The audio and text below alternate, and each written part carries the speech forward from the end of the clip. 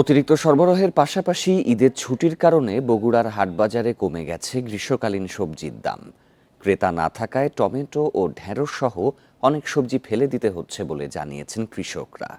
এই অবস্থায় সবজি সংরক্ষণের সুযোগ বাড়ানোর দাবি তাদের। 1, 2, 3 ঢাকায় জমি জিতে নিন 100% ক্যাশব্যাক সহ 20 কোটি টাকার পুরস্কার।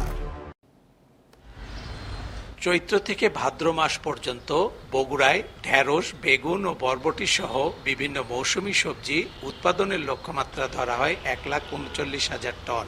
6,900 হেক্টর জমিতে চাষের লক্ষ্যমাত্রা ধরা হলেও সবজি চাষ হয়েছে এর চেয়েও বেশি। এ অবস্থায় উত্তরাঞ্চলের অন্যতম বড় সবজি বাজার মহাস্থান হাটে প্রতিদিনই আসছে চাহিদার অতিরিক্ত সবজি। ঈদের ছুটির পাশাপাশি অতিরিক্ত সরবরাহের কারণে অস্বাভাবিকভাবে কমে গেছে সবজির দাম। বাধ্য হয়ে টমেটো, ঢেঁড়স, মিষ্টি কুমড়া ও মূলা সহ অন্যান্য সবজি ফেলে দিচ্ছেন অনেক চাষি।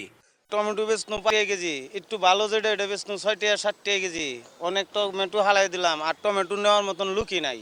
10 কেজির দাম বলিচ্ছে 20 টাকা, তাই আমি বলছি না হবে না, 30 টাকা লাগবে। 2.5 টাকা কেজি পাইকারি, খুচরো বেচা হচ্ছে 10 টাকা কেজি, লেবার তাও লোক নেই। কৃষি সম্প্রসারণ অধিদপ্তর বলছে এখনো জমিতেই রয়ে গেছে কমপক্ষে 85 ভাগ গ্রীষ্মকালীন সবজি।